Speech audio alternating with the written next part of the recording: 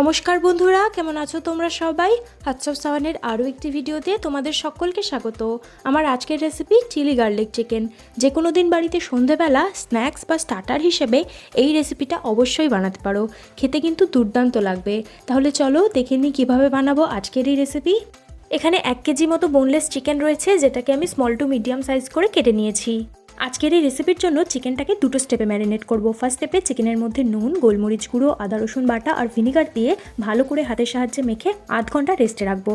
Vinegar দেওয়ার জন্য চিকেনটা অনেকটা সফট হবে। এখানে তোমরা ভিনিগারের বদলে লেবুর রসও দিতে পারো, দুটোই সেম কাজ করবে। প্রায় 30 মিনিট পর চিকেনের থেকে এরকম কিছুটা জল বেরোবে, এটা কিন্তু ফেলে দিতে হবে। চিকেনের মধ্যে একটুও জল নেই। এবার সেকেন্ড স্টেপের ম্যারিনেশন করব। আবারও খানিকটা নুন, সয়া সস আর একটা ডিম দিয়ে ভালো করে হাতের সাহায্যে মেখে নেব। সমস্ত উপকরণ চিকেনের সঙ্গে খুব ভালো করে মিশিয়ে নিয়ে সবশেষে দিয়েছি 4-5 চামচ মতো কর্নফ্লাওয়ার। সব কিছু একসাথে দিয়ে দিলে চিকেনের মধ্যে একদমই কিন্তু ভালো করে মিশতো না, সেই জন্য সব শেষে কর্নফ্লাওয়ার দিয়েছি। তোমরাও কিন্তু অবশ্যই সব শেষেই কর্নফ্লাওয়ার দিও, তাহলে কিন্তু ম্যারিনেটটাও খুব ভালো হবে আর বাইন্ডিংটাও খুব ভালো হবে। এরপর কড়াইতে সাদা তেল গরম করে চিকেনগুলো একে একে ভেজে নেব। এই সময় গ্যাসের ফ্লেম কিন্তু অবশ্যই লো টু মিডিয়ামে থাকবে, নাহলে কিন্তু চিকেনের ভেতরে কাঁচা থেকে যেতে পারে। লো টু মিডিয়াম হিটে সময় নিয়ে চিকেনগুলোকে উল্টে পাল্টে লাল লাল করে ভেজে নেব। প্রায় মিনিট 10 সময় নিয়ে চিকেনগুলোকে ভালো করে ভেজে নিয়ে একটি পাত্রে তুলে রাখবো। এরপর একইভাবে বাকি চিকেনগুলোকেও ভেজে নেব। চিকেনগুলো যতক্ষণ ভাজা হচ্ছে ততক্ষণে এদিকে 4-5 কোয়া রসুন ছোট ছোট করে কুচি করে নেব। যেহেতু চিলি গার্লিক চিকেন, তাই রসুন আর কাঁচা লঙ্কা একটু বেশিই লাগবে, তাহলেই কিন্তু ফ্লেভারটা খুব ভালো আসবে। এই রসুনগুলো একটু বড় সাইজের ছিল, তাই আমার 4-5 কোয়াতেই হয়ে গেছে, কিন্তু ছোট বা মাঝারি সাইজের রসুন হলে 10 থেকে 12 কোয়া রসুন কিন্তু লাগবেই। এরপর চিকেন ভাজার তেলে দিয়েছি রসুন কুচি। রসুনটাকে হালকা করে নেড়ে চেড়ে দিয়েছি কাঁচা লঙ্কা কুচি। লো টু মিডিয়াম হিটে ভাজতে হবে, যাতে না রসুনটা পুড়ে যায়। রসুনের থেকে সুন্দর মিষ্টি গন্ধ আসতে শুরু করলে তাতে দিয়েছি ছোটো ছোটো করে কেটে রাখা পেঁয়াজ, ক্যাপসিকাম আর টমেটো। সব কিছু দিয়ে বেশ কিছুক্ষণ ভালো করে নেড়ে চেড়ে ভেজে নেব।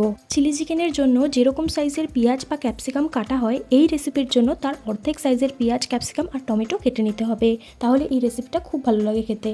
সবজিগুলো একটু সেদ্ধ হোক, ততক্ষণে একটা সস বানিয়ে নেব। তার জন্য 1 চামচ সয়া সস, 2 চামচ টমেটো সস, 1 চামচ গ্রিন চিলি সস আর খানিকটা নুন দিয়ে ভালো করে মিশিয়ে একটা পেস্ট বানিয়ে নেব।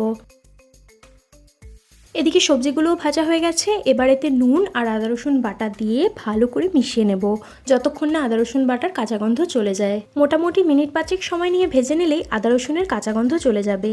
আদা রসুনের কাঁচা গন্ধ চলে গেলে এতে বানিয়ে রাখা সসের পেস্টটা দিয়ে ভালো করে সব কিছু মিশিয়ে নেব। যেহেতু অনেকটা পরিমাণ সস রয়েছে, তাই ব্যালেন্স করার জন্য এতে দিয়েছি কয়েকটা চিনির দানা। এবার এখানে সসটা রেডি হয়ে গেছে। এবার এতে চিকেন পকোড়াগুলো দিয়ে সব কিছু ভালো করে মিশিয়ে নেব।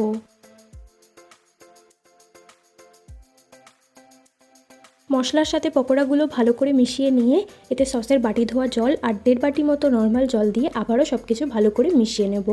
এখানে জলের পরিমাণটা একটু বেশি মনে হতে পারে, যেহেতু 1 কেজি পরিমাণ চিকেন রয়েছে, তাই 1.5 বাটি জল দিয়েছি, যাতে চিকেনটা সফট আর জুসি হয়।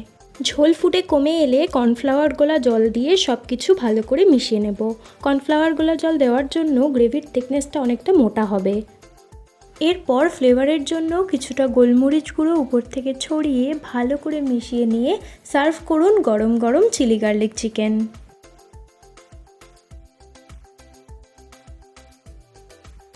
কেমন লাগলো আজকের স্টার্টার রেসিপি অবশ্যই কমেন্টে জানিও।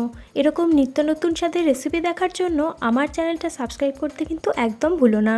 ততক্ষণের জন্য সবাই খুব ভালো থেকো আর সবাইকে ভালো রেখো। দেখা হবে পরের কোনো ভিডিওতে নতুন কোনো রেসিপি নিয়ে।